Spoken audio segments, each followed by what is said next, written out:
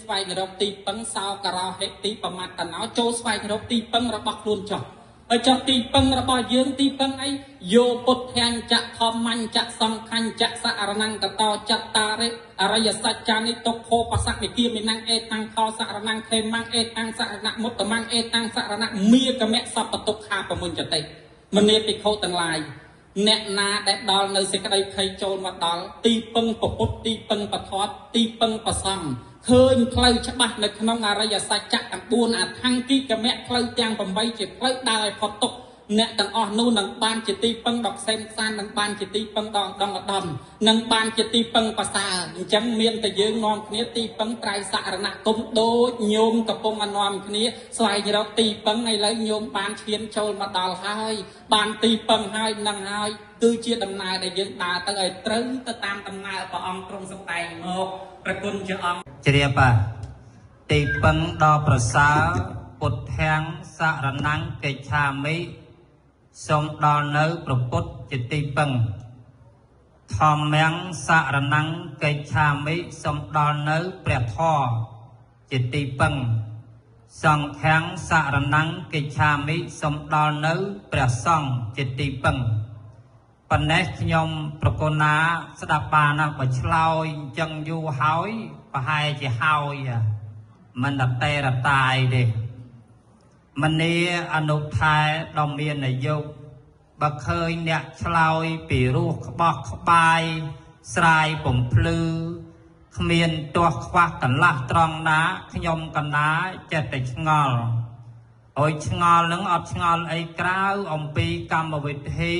ដែលញោមម្ចាស់ទានប្រធានអ្នកដើមបុណ្យកំពុងតែធ្វើថ្ងៃហ្នឹងហើយគាត់ធ្វើថ្ងៃហ្នឹងគឺមានពីរបែបមួយបែបនោះធ្វើ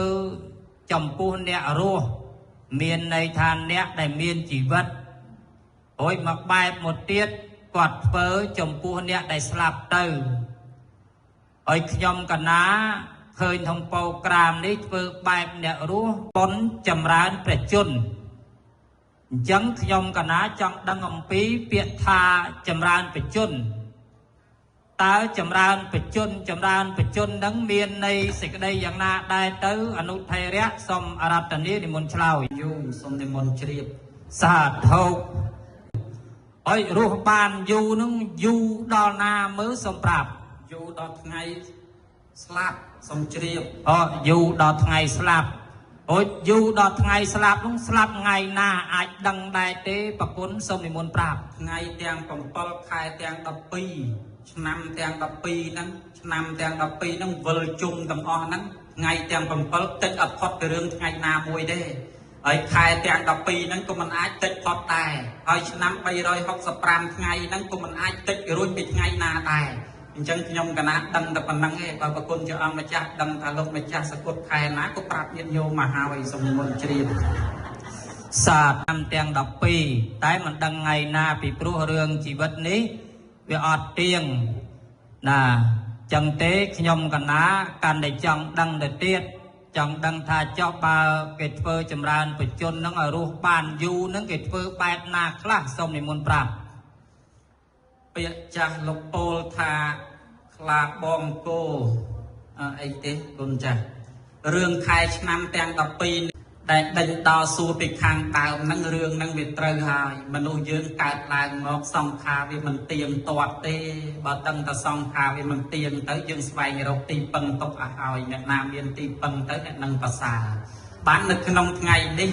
ញាតិញោមបានស្វែងរកទីពឹងមួយទៀតដោយប្រគុណជាអង្គម្ចាស់សួរពីខាងដើមចម្រើនបច្ចុប្បន្នធ្វើដូចម្ដេចខ្លះចម្រើនបច្ចុប្បន្នគេធ្វើបែបណាបានអាយុវែងទីសាស្ត្រដែលធ្វើឲ្យអាយុវែងនេះមានច្រើនរបៀបណាប្រគុណជាអង្គម្ចាស់ឲ្យតែមនុស្សណាហូបមិនចេះឆ្អែតមនុស្សនឹងរស់បានយូរណាស់សូមនិមន្តទានជ្រាបដោយមនុស្សណាដែលហូបមិនចេះឆ្អែតមនុស្សនឹងរស់បានយូរមើលអនុថែមនុស្សដែលហូបមិនចេះឆ្អែតរស់បានយូរនឹងគេហូបអីដែលហូបមិនចេះឆ្អែតមើលសូមប្រាប់មនុស្សណាដែលហូបបានរស់បានយូរមនុស្សណាដែលដាច់បាយឆាប់ស្លាប់សូមជ្រាបម្យ៉ាងដែរមនុស្សណាដែលហូបបានអានឹងរស់បានយូរមនុស្សណាដាច់បាច់បាយអានឹងឆាប់ស្លាប់ដែរ អូយតែប៉ុណ្ណឹងទេរួមមានពិធីបែបយ៉ាងណាដែរទៅ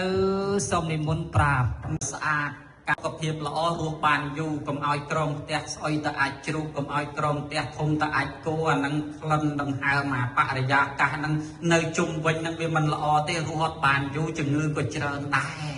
អាហ្នឹងណាញោមសំដោយព្រះពុទ្ធព្រះអង្គទ្រង់សម្ដែងថារោគយៈសុខអញ្ជាបកុសលញ្ចអានិកាមិនមានរោគនឹងអនាម័យគឺសេចក្តីប្រះចាក់ទុកជាទីស្រួលងាយចូលមានដល់ញោមហ្នឹងណាអីសំដៅទៅលើអីអនាម័យកាលណាបើអនាម័យទៅសុខភាពល្អរស់បានយូរហើយកាលណាបើឈឺច្រើនអត់យូរទេតាមអាចារ្យឲ្យលើហើយអញ្ចឹងបានយើងរស់នៅយើងរៀនត្រូវអនាម័យទាំងអស់គ្នានឹងមួយអ្នកដែលមានអនាម័យសុខភាពល្អអាយុបានវែងមួយទៀតអ្នកដែលមានអាយុវែងអ្នកដែលមានអាយុវែងព្រះពុទ្ធព្រះអង្គទ្រង់សម្ដែងថាមានធម៌គោរពអ្នកណាមានធម៌គោរពអ្នកនឹងបានអាយុវែងប្រគុណជាអង្គម្ចាស់ញោមញាតកន្លែងអាយុវែងអត់មានទីផ្សារលក់សោះកន្លែងណាក៏ដោយអត់មានកន្លែងលក់អាយុទេញោមទៅផ្សារ1ផ្សារ2ផ្សារលើផ្សារក្រមផ្សារសាលាលេខ5ភ្នំពេញអីក៏ដោយពីអន1ពីអន2ក៏ដោយញោមទៅស៊ើបសួរមើលថាមានដំណាកន្លែងគេលក់អាយុទេអានតែអាយុតទៅមុខទៀតអត់មានទេទៅរកកន្លែងណាក៏មិនអាចតអាយុបានដែរទៅរកកន្លែងនេះក៏មិនអាចតអាយុបានទៅរកកន្លែងនោះក៏មិនអាចតអាយុបានហើយចុះកន្លែងណាកន្លែងលក់កន្លែងចែកដីកន្លែងលក់អាយុញោមស្ដាប់មកផ្លែថាកន្លែងចែកដីពាក្យថាចែកដីហ្នឹងញោមសំដៅទៅលើកន្លែងដាក់ឆ្អឹងខ្មោចការពិតមិនមែនទេពាក្យថាចែកដីនេះចេញមកពីភាសាបាលីចេតតាពាំងពោចេតតាពន់តិចចេតតាយ៉ាងកន្លែងណាគោរពកន្លែងណាបូជាគេហៅថាចែកដីឲ្យតែញោមចេះគោរពចេះបូជាទៅកន្លែងណាក៏ដោយអាយុវែងមនុស្សទៅព្រៃក៏ដោយឲ្យតែទៅព្រៃម្ដាយឪពុកតែងតែប្រាប់កូនអើយកូនកូនឯងទៅព្រៃកូនឯងទៅព្រៃជ្រៅទៅភ្នំនិគមជនបទកន្លែងនេះកន្លែងនោះមានអ្នកសច្ចាំងមានអ្នកបងបត់គេបកែគេកាន់សច្ចៈធម៌ក៏មានសិលថែរក្សាតំណឹងបើកូនឯងទៅមាត់មិនស្រួលកូនឯងកាយវិការមិនល្អជ្រៅតែគេបកាន់កូនឯងទៅមាត់កហើយដល់ពេលយើងពិនិត្យមើលទៅជួនកាលអ្នកខ្លះអត់ជឿតាមមានសេចក្តីប្រមាថទៅប្រាក់លេងសើចមិនចេះគិតទៅកន្លែងគេអ្នកគេថែរក្សាដល់ពេលមាត់មិនស្រួលធ្វើឲ្យយើងចុកពោះអ្នកខ្លះឈឺមួយកណោដោយសារខ្វះការគោរពរឿងនេះវាមានរឿងពីដើមមករឿងប្អូនពពោធិសត្វញោម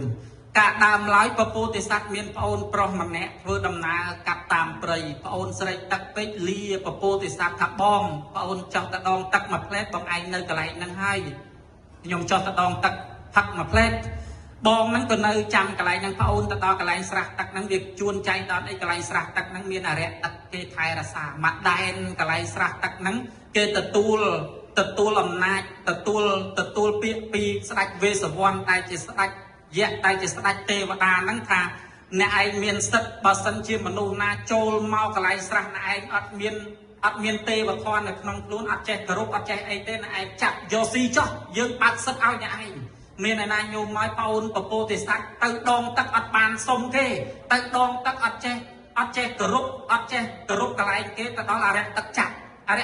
យកទៅពពោធិសត្វចាំប្អូនយូរពេកចេះតែចាំមើលផ្លូវប្អូនទៅយូរម៉េចដល់ពេលបាត់យូរដល់កន្លែងមាត់ស្រះហ្នឹងពិនិត្យមើលដានជើងកន្លែងភក់ហ្នឹងមើលទៅឃើញតែដានជើងចុះអាដានជើងឡើងឃើញមកវិញបានពពោធិសត្វគិតនៅក្នុងចិត្តស្រះទឹកនេះច្បាស់ជាមានអរិយទឹកនៅកន្លែងហ្នឹងបានពពោធិសត្វអធិដ្ឋានក្នុងចិត្តស្រែកឡើងថានៅវើយស្រះទឹកនេះបើសិនជាមានអរិយទឹកអរុអរិយតានៅកន្លែងនេះអ្នកឯងចាប់ប្អូនយើងទៅអ្នកឯងត្រូវទៅយកប្អូនមកឲ្យយើងវិញបានអរិយទឹកគេកលាខ្លួនចេញមកផ្លែតឃើញភ្នែកស្រស់ថាអ្នកឯងជានរណាថាខ្ញុំគឺជាបងក្មេងម្នាក់ដែលដើរមកដងទឹកកន្លែងអរិយទឹកនឹងនិយាយប្រាប់ថាយើងអ្នកចាប់ហេតុអីក៏ចាប់មកពីប្អូនអ្នកឯងគ្មានធម៌នៅក្នុងខ្លួនគ្មានធម៌នៅក្នុងខ្លួនឥឡូវអ្នកឯងដោះលែងវិញមកខ្ញុំមានធម៌នៅក្នុងខ្លួនអត់ទាន់ជឿទេបើអ្នកឯងមានធម៌នៅក្នុងខ្លួនមែនសូត្រឲ្យខ្ញុំស្ដាប់បានពពោធិសត្វចាប់ផ្ដើមសូត្រមកហេរិអតបសម្បណ្ណោសុខធម៌សមាហេតោមានសពរកាន់យកនៅធម៌សប្រកបដោយធម៌ហេរិនិងអតបៈហេរិសេចក្តីខ្មាស់បាបអតបៈសេចក្តីក្រែងខ្លាចបាបគ្រាន់តែសូត្រប៉ុណ្ណឹងញោមមកឲ្យអរិយទឹកជ្រះថ្លាដោះលែងប្អូននឹងត្រឡប់មកវិញញោមមើលរស់រៀនមានជីវិតបានតែស្អែកដោយសារមានការគោរព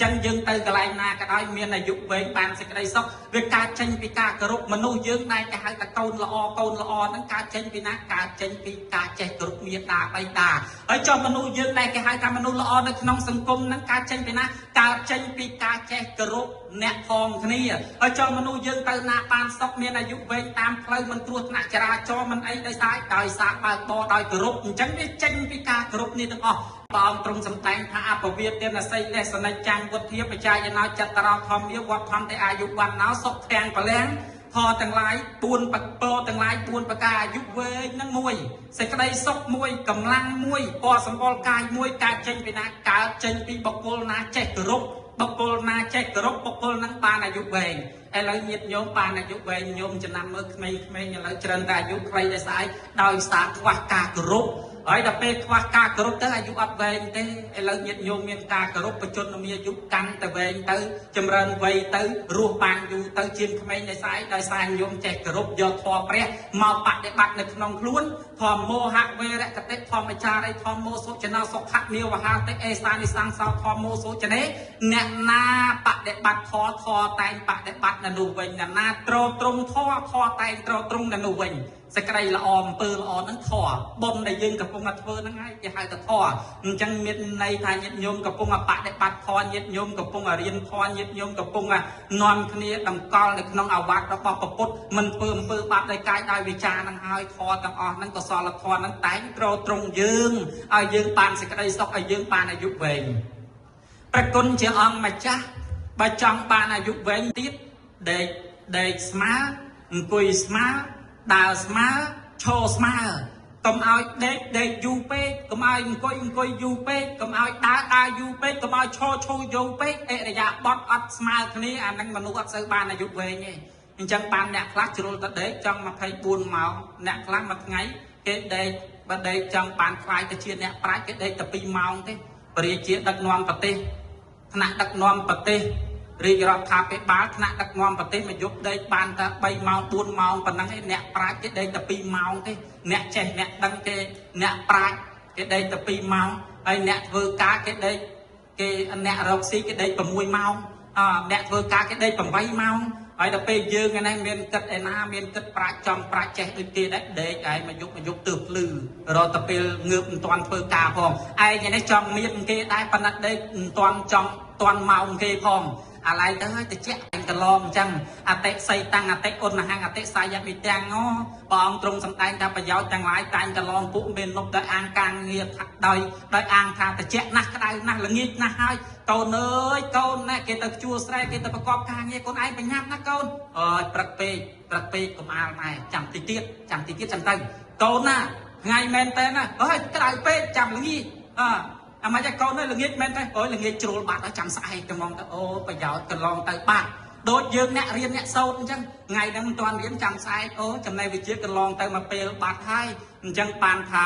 រឿងអរិយាបថទាំង4នេះវានាំឲ្យយើងបានអាយុវែងដែររឿងប្រកបប្រយោជន៍នេះវានាំឲ្យយើងមានសេចក្តីព្យាយាមហ្នឹងបានសេចក្តីសុខដែរអញ្ចឹងហើយត្រូវប្រឹងប្រែងព្យាយាមរូបរយទាំងអស់គ្នាដើម្បីបានជាប្រយោជន៍ដើម្បីបានសេចក្តីសុខដើម្បីបានអាយុវែងនៅត្រង់ការគោរពហ្នឹងគឺជាការសំខាន់មួយទៀតដែលយើងពេញនិយមថាចម្រើនព្រះបរិត្តប្រគុណជាអង្គម្ចាស់ចម្រើនព្រះបរិត្តហ្នឹងការពិតគេយកព្រះបរិត្តហ្នឹងជាទីពឹងដែរទេព្រះបរិត្តជាទីពឹងហ្នឹងឧទាហរណ៍ថាញោមមានភ័យដល់ពេលញោមមានភ័យមកដល់អញ្ចឹងទៅ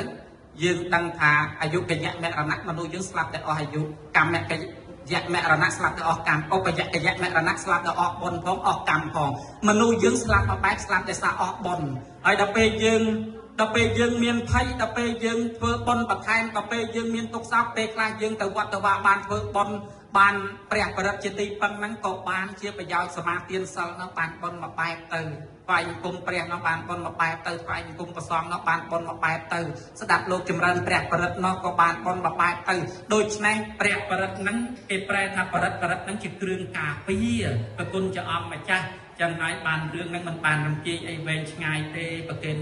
គុណជាអង្គម្ចាស់កុំឲ្យតែយីឯងសួរតិចឯងចង់ឆ្លើយតាត្រឹមត្រូវហើយមិនចាំខ្វះឲ្យកន្លះអីទេដូចជាពេញល្អណាស់មនុស្សយើងដែលអាចឲ្យអាយុវែងទៅបានគឺអាស្រ័យការគោរព ពីខាងដើមថាគោរពពុទ្ធ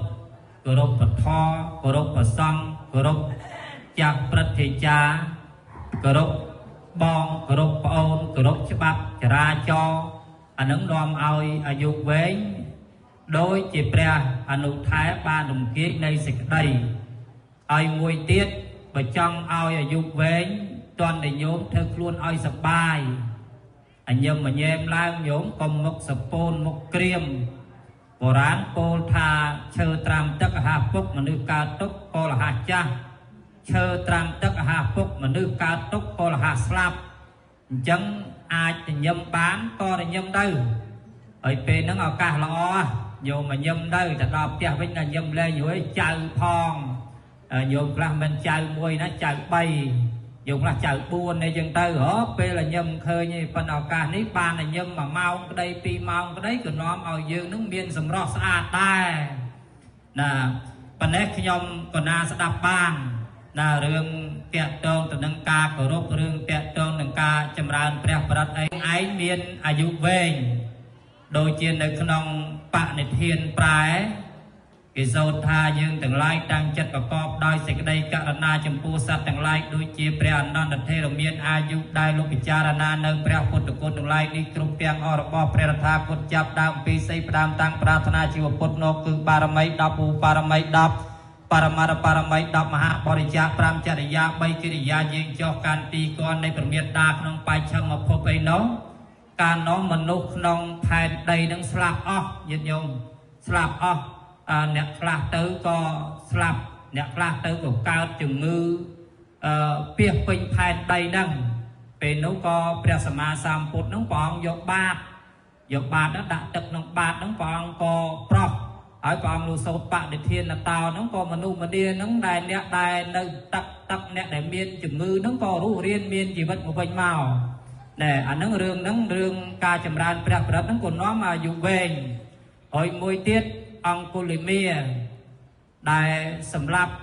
មនុស្សយកម្រាមដៃយកមកជឿតាមគ្រូទាយថាអ្នកឯងបានម្រាមដៃយកមករុំពាត់ខ្លួនទៅដុតមិនឆេះកាប់មិនមុតកាប់ម្រាមដៃគេរាប់ម៉ឺនរាប់ពាន់ណាមនុស្សម្នាពុទ្ធបរិស័ទគេស្អប់គ្រប់គ្នាថ្ងៃមួយមានស្ត្រីម្នាក់ពោះធំមានន័យថាមានកញាតិញោមស្ត្រីមានកដល់មានកអញ្ចឹងទៅក៏ព្រះអង្គលោកប្រមាមើលនៅឧបនិស្ស័យថាគុលមាបើមិនធ្វើល្អពេលហ្នឹងទេមនុស្សគេមិនចូលចិត្តគេស្អប់ហើយអញ្ចឹងក៏ព្រះអង្គសម្ដែងថាមនាគុលមាឥឡូវយកបាតមកដាក់ទឹកក្នុងបាតទៅហើយទៅប្រោះស្ត្រីដែលកំពុងមានកហ្នឹងសូត្រថាបានធវនំកម្មពេវនាសេនទេសាបមេបប្រាស័យយ៉ាងហ្នឹងមានន័យថាស្ត្រីហ្នឹងមុននឹងសម្រាលកូនហ្នឹងសម្រាលអត់រួចភ័យគុលមាយកទឹកទៅប្រោះហ្នឹងសូត្របរិត្តតាំងហ្នឹងក៏ស្ត្រីហ្នឹងក៏សូត្របុតបានមកដល់អត់លំបាកអត់លំបិនអញ្ចឹងទៅហើយគេជឿថាគុលមាលែងសាងបាបហើយសាងអំពើល្អដែលហ្នឹងដោយអំណាចនៃព្រះបរិត្តដូចជាព្រះអនុថែបានរំគីនៃសេចក្តីមកយ៉ាងពីរោះក្បោះក្បាយប៉ុណ្ណេះក្នុងការចម្រើនបច្ចុប្បន្នហ្នឹងហើយខ្ញុំកណាឆ្ងល់ចេះទៀតចម្រើនបច្ចុប្បន្ននឹងមានតធម៌ប៉ុណ្ណឹងដែរឬទេឬក៏មានធម៌ណាដែរអាចឲ្យវាចម្រើនជាងនឹងទៅទៀតដែរទេប្រគុណជាអង្គម្ចាស់សូមនិមន្តប្រាប់បកែណាសិតតែព្រះបរិង្គទៅសោតកាប់លោកបកែចេះទៀតថ្ងៃក្រោយបើមានញោមពេទ្យញោមឆ្មបណាប្របាក់កូនអីទេអាចនិមន្តលោកទៅសោតបានពីព្រោះព្រះបរិត្តអង្គលីមាហ្នឹងដោយប្រគុណជាអង្គម្ចាស់សម្ដែងខាងដើមគេកំពុងឲ្យឈឺពោះនៅលើអតេះស្ត្រីម្នាក់មិនតាន់ទៅដល់កន្លែងពេទ្យលេខឈឺពោះរៀបនឹងប្រសូតកូនប្រសូតមិនមកកូននឹងទៅតឹងមានឯណាបានប្រមុខកលៀនហ្នឹងអធិដ្ឋានទៅសូតបរិត្តហ្នឹងទៅបានដោយអំណាចបុណ្យរបស់លោកដែលបានកសាងពីមុនមកទៅបានស្ត្រីហ្នឹងប្រសូតបុតមកស្រួលអញ្ចឹងអាត្មាអត់ចេះទេបរិត្តហ្នឹងក៏អត់ដឹងតែរឿងប៉ុន្តែមិញហ្នឹងលឺលោកសូតវិញព្រោះអញ្ចឹងញាតិញោមមួយថ្ងៃក្រោយអីមានបញ្ហាកូនអីនិមន្តលោកទៅផ្ទះតុកញោមក្រែងលោកកូនយប់ប្រលប់អីមិនស្រួលរៀបនឹងប្រសូតអីមុនលោកបាននៅចិត្តទៅអីលោកជួយសូតទៅណាញោមនេះបកែណាបើយកទៅប្រសងឈ្មោះបានណាប្រគុណជាអង្គម្ចាស់ខ្ញុំកណាអរប្រគុណណាស់រឿងវិធីសាស្ត្រដែលឲ្យ ប្រពុតបងសំតែងខាងណានាចង់បានអាយុវែងឲ្យប្រព្រឹត្តធម៌5ទៀតសូមនិមន្តទានជ្រាបសាធុតែខ្ញុំកណាឲ្យធ្វើប្រសងស្មោកឲ្យបកុលទូនីតិទៅ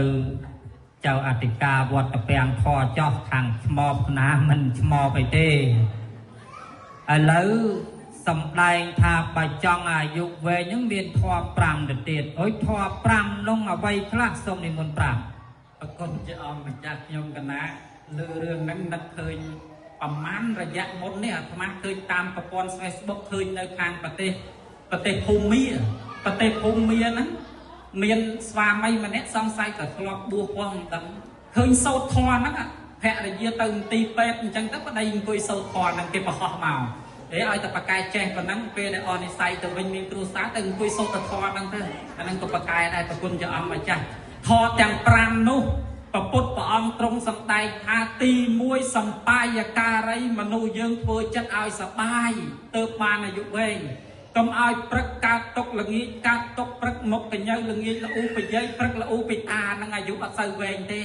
មនុស្សឲ្យតែប្រកែកខឹងមនុស្សឲ្យតែមិនសូវសប្បាយចិត្តអានឹងសពូនយូរទៅដូចការសពូនអញ្ចឹងតែមិនត្រូវទឹកទេអត់រីកទេអញ្ចឹងតន់តែញោមហ្នឹងបជ្រាបទឹកឲ្យចិត្តហ្នឹងវារីករាយស្រោចទឹកចិត្តហ្នឹងឲ្យសប្បាយឲ្យរីករាយឲ្យត្រេកអរកុំឲ្យកើតទុកច្រើនពេកតែកើតទុកច្រើនពេកហើយមនុស្សដែលខឹងច្រើនពេកហ្នឹងក៏ឆាប់ស្លាប់ដែរមនុស្សដែលខឹងច្រើនហ្នឹងក៏ឆាប់ចាស់ដែរមនុស្សដែលខឹងច្រើនហ្នឹងបេះដូងដើរញាប់កាលណាបេះដូងដើរញាប់ខឹងគេញាប់ដៃញាប់ជើងទៅអាបេះដូងហ្នឹងលុកដាក់ទៅដូចម៉ាស៊ីនអញ្ចឹងទៅលោតញាប់ពេកតែឆេះញាប់ពេកទៅវាឆាប់អស់ប្រេងហើយតែពេលឆាប់អស់ប្រេងវាឆាប់លុតមនុស្សយើងក៏ដូចគ្នាដែរបើមិនសប្បាយចិត្តបើអង្គុយតែខឹងទេអាយុហ្នឹងក៏វែងដែរបេះដូងហ្នឹងវាដើរញាប់ឈាមហ្នឹងវាបាញ់ចុះបាញ់ចុះដល់ចង់វាមិនស្អីនៅស្ងៀមពាក់នៅស្ងៀមចរន្តចុះចរន្តឡើងឲ្យតែខឹងគេខ្លាំងឈាមច្រាលឡើងជួនកាលដាច់កសែឈាមក៏មានដែរចឹងញោមត្រូវធ្វើឲ្យទុកអារម្មណ៍ញោមត្រូវធ្វើឲ្យចិត្តនឹងសប្បាយរីករាយត្រេកអរអញ្ចឹងទៅដូចពេលដែលចិត្តញោមជ្រះថ្លារីករាយត្រេកអរឈាមញោមឡើងដូចពណ៌ផ្កាឈូកអញ្ចឹងកាលណាបើពណ៌ដូចផ្កាឈូកហ្នឹងហើយព្រះអង្គទ្រង់សម្ដែងកសត្វ4ពួកដូចជាផ្កាឈូកនោះអញ្ចឹងញោមរីករាយជ្រះថ្លាត្រេកអរសប្បាយចិត្តមនុស្សណាដែលអង្គុយសប្បាយចិត្តមនុស្សណាដែលមិនសូវកើតទុកទេមនុស្សហ្នឹងជ្រើសតែសាច់ឈាមស្អាតដូចអាត្មាអញ្ចឹងញោមអញ្ចឹងហើយបានថាមនុស្សឲ្យតែប្រកែសប្បាយចិត្តញោមមិនសូវកើតទុកមុខមិនសូវជ្រួញប្រមាណទេអញ្ចឹងបានព្រះពុទ្ធព្រះអង្គសម្ដែងថាសម្បាយការីហ្នឹងធ្វើចិត្តឲ្យសប្បាយទី2សម្បាយយេមកតាំងជានាទេសបាយហ្នឹងឲ្យដឹងការប្រមាណដែរកុំឲ្យសបាយអត់គិតសម្រាប់កុំឲ្យគិតតែសបាយពេលណាក៏សបាយពេលណាក៏សបាយក៏វាមិនកើតឲ្យសមល្មមសមគួរមើលតាមវ័យផងណាញោមកុំឲ្យគិតតែសបាយឃើញក្មេងគេលក់ធំបាក់ឯងចង់សបាយដែរទៅដាក់បត់គេបត់គេឥឡូវញាប់ដូចឆ្កែឯងទៀតនោះគេដាក់ឯងពីមុនមករំល្វើយទេឯងឥឡូវនេះបត់គេញាប់ឯងទៅតាមគេដែរចេញបត់មកញីកៃជើងឯងនេះព្រឹកញីដែរចេញមកទៀតអញ្ចេះញោមទៅចេះអញ្ចេះទៅតាមគេទៀតអូឲ្យតែបកែញាប់អញ្ចឹងសបាយអត់គិតអញ្ចឹងអាហ្នឹងអាយុអត់វែងទេអញ្ចឹងសបាយហ្នឹងចាស់សបាយតាមធម៌ចាស់សបាយស្ដាប់ធម៌បើញោមសបាយក្នុងធម៌ទើបបានអាយុវែងបាទរឿងសបាយអីផ្សេងហ្នឹងអាត្មាអត់ដឹងទេហ្នឹងទី2ឯទី3បរិណតភោជិបរិភោគឲ្យដឹងការប្រមាណបរិភោគនឹងអាណាទៅសុខភាពផងបរិភោគនឹងរបស់ណាឆ្ងាញ់ផងទើបសុខភាពទើបកម្លាំងនឹងវាចម្រើនទៅដែរអាយុនឹងរួមបានយូរឯមួយទៀតទី4នឹងឯងកាលចារីដើរលេងឲ្យដឹងកាលបើមិនស្គាល់ពេលវេលាក៏មិនកើតឯទី5ព្រហ្មចារីត្រូវតែប្រព្រឹត្តនៅព្រហ្មចរិយធម៌មានសិលមានទានមានចាកៈមានសីលៈមានបញ្ញាមានការមិនប្រមាទមានការមិនធ្វើប្រហែលជាដើមហ្នឹងសពតែជាហេតុនាំឲ្យអាយុវែងប្រគុណជាអង្គម្ចាស់សូមនិមន្តទានជ្រាបសាធុជ្រាបហើយចេះញីកែងជើងទៀតកណាអត់អត់ដឹងសោះញីកែងជើងអាញីហើយមានអីចេះទៀតមើលអាចចុះទៅជំនាញយោមមិនធម្មតាទេបើធေါ်ក៏ចេះអាញីកែងជើងក៏ចេះឥឡូវទាំង5យ៉ាងមានសបាយការីរហូតទាំង5យ៉ាងដែលញោមបានស្ដាប់នៅព្រះអនុថែបារមីនៃសេចក្តីនេះ ដែលធ្វើឲ្យមានអាយុវែងហើយមិនត្រឹមមានតែ5នឹងទេ3ក៏មានដែរអាយុវឌ្ឍនកិច្ចជីវិតមហាកិច្ចអនុប្រទានកិច្ចអានឹងសិទ្ធិធម៌ធ្វើឲ្យអាយុវែងណាដូចជាកូនចៅប្រុសស្រីទាំងអស់លោកបានប្រពថ្ងៃមិញចឹងមានដង្ហែមេត្តាបិតាស្រោចស្រពទឹកពន្ធបរិយ៉ាងអធិកអធមនឹងសិទ្ធិធ្វើឲ្យអាយុវែងហើយបណ្ដឹងតែចោះរឿងធរអ្នករស់ណាញោមណាឥឡូវចូលធរអ្នកស្លាប់មិញនឹងទេសធរធ្វើឲ្យអ្នករស់មនីអនុថែដ៏មានអាយុខ្ញុំកណាឆ្ងល់ថាមនុស្សយើងបាននៅរស់លើកបាយមួយថាសអស់មួយថាសលើកផ្អែមអស់ផ្អែមលើកនំគមអស់នំគមឲ្យចំមនុស្សនៅពេលដែលស្លាប់ទៅហើយនោះមកបើចង់ឲ្យបាននំគមចង់ឲ្យបានបបរចង់ឲ្យបាននំនែកដូចអ្នករស់នឹងគេធ្វើបែបណាដែរទៅព្រះគុណជាអង្គម្ចាស់សូមនិមន្តប្រាប់សូមនន្តប្រេតទៅប្រាប់ស្វាមីនន្តសេនអញ្ចឹងភរិយានន្តប្រេតនន្ទាប្រេតនាងជាស្ត្រីនឹងអត់បាយកាហាយទឹកកើតទុកសេចក្តីវេទនាស្លាប់ទៅកើតទីកន្លែងគុំសំគួរបានទៅជួបស្វាមីឈ្មោះនន្តសេនបានស្វាមីអាណិតពេកធ្វើបន់ទៅជូនទៅអញ្ចឹងមានន័យថាអ្នកនៅរស់យើងលើកបាយទៅយើងលើកបាយទៅឃើញគាត់ហូបកើតប៉ុន្តែអ្នកស្លាប់ទៅហ្នឹងគេនាំគ្នាធ្វើជាកិច្ចបុណ្យមួយបែបនៅក្នុងពុទ្ធសាសនាគេធ្វើជាបែបតក្កណានុបទានរឿងនេះឯងញោមការដើមឡើយ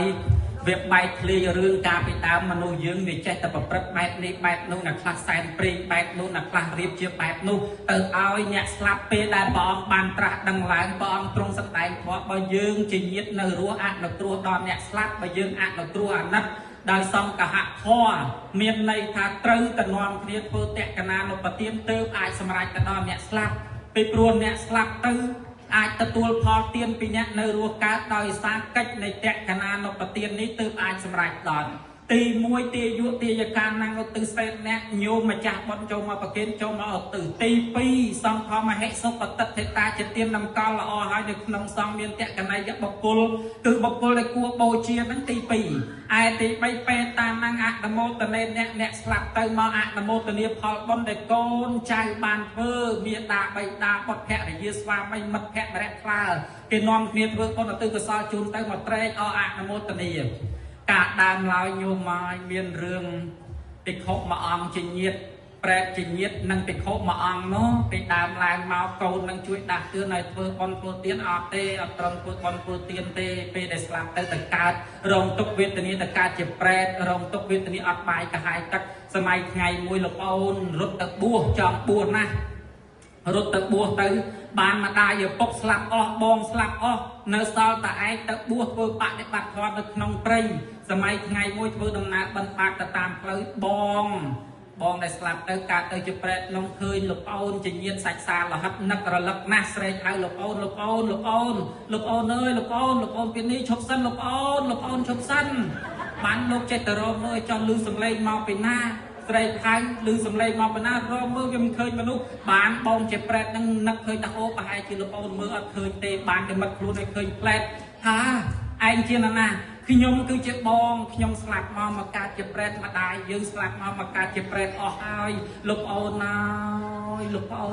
នតាំងពីស្លាប់មកអត់បាយកាហាយទឹកកើតទុកសេចក្តីលំបាកស្រេកភ្លៀនឃើញទឹកយកមកដាក់ក្នុងមាត់កើតឃើញសម្លៀកបំពាក់យកមកដាក់លើខ្លួនបែរទៅជាភ្លើងឆេះអត់កើតទេលោកអូនអនុគ្រោះជួយបងផងជួយម៉ែផងជួយពុកផងជួយប៉ាផងជួយម៉ាផងជួយកងផងបងរំទុកវេទនាណាលោកអូនណាអនុគ្រោះ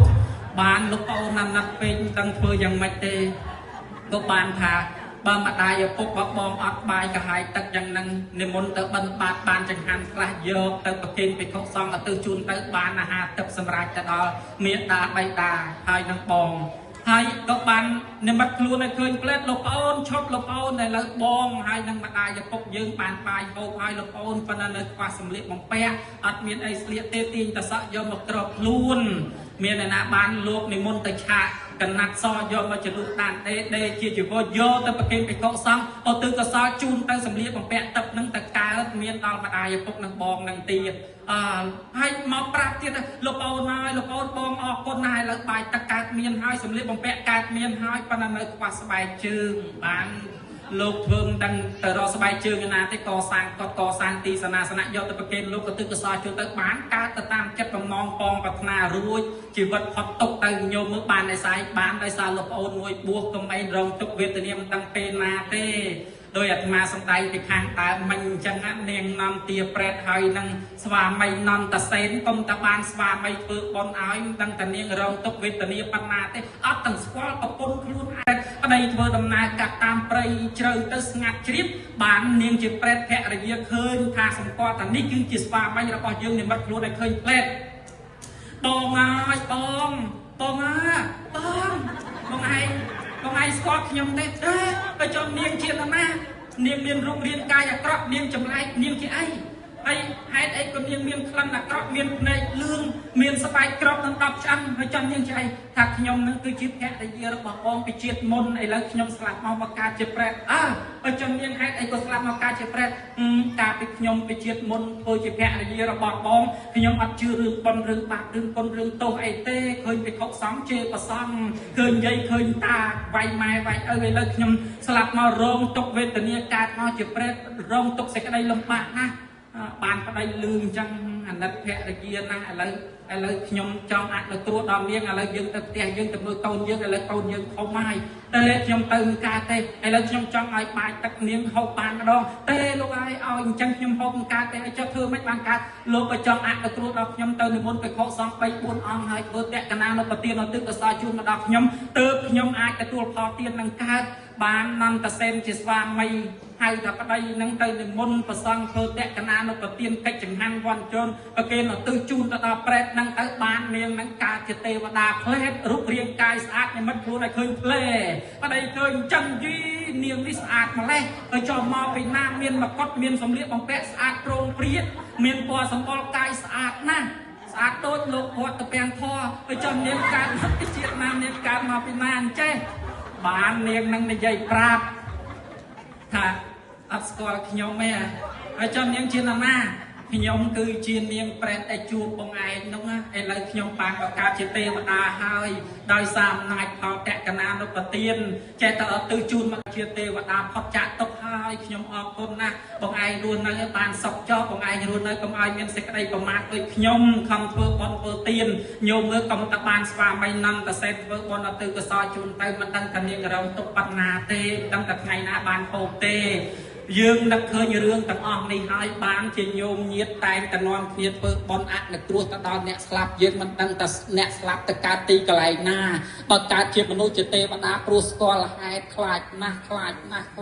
លោកអើយតែធ្លាប់ទៅជាប្រេតបាក់ពោះក៏ហេតុអត់អាហារមិនដឹងថ្ងៃណានឹងបានហូបឡើយរកមើលផ្ទះគេឃើញតែកូនគេទៅវត្តទៅវារកមើលប្តីគេឃើញតែប្តីគេទៅវត្តរកមើលប្តីឯងអង្គុយទៅផឹកទៀមស្រាឯង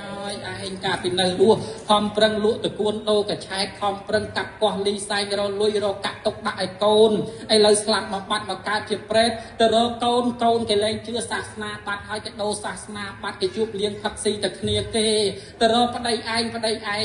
ហើយគេអត់មានបានប្រពន្ធអីទៀតទេប៉ុន្តែគេអត់មានធ្វើបន់ធ្វើទានអីទេគេគិតតែអង្គុយផឹកឯងទាំងថ្ងៃណាផុតចាក់ទុកទេអញ្ចឹងមានអីទេមានតែនាំគ្នាទីពឹងខ្លួនឯងទៅណាញោមអ្នកដែលមានបន់ស្លាប់ផ្លែតទៅកើតជាមនុស្សទេវតាអ្នកដែលមានបាបទៅនរកទៅប្រែតចឹងហើយបានជាញាតិញោមអនុគ្រោះព្រះអង្គសម្ដែងយ៉ាងច្រើននៅក្នុងគម្ពីរបេតវត្ថុភាគទី56បត្រៃបិដកផ្នែកប្រសូតណាញោមចឹងបានជាយើងនាំគ្នាធ្វើតក្កណានុប្រទានហ្នឹងឧទ្ទិសជូនទៅដល់អ្នកស្លាប់បើចង់ច្បាស់ជាងហ្នឹងព្រះមហាថៃនិមន្តស្លាប់ទៅដឹងហើយសូមនិមន្តជ្រាប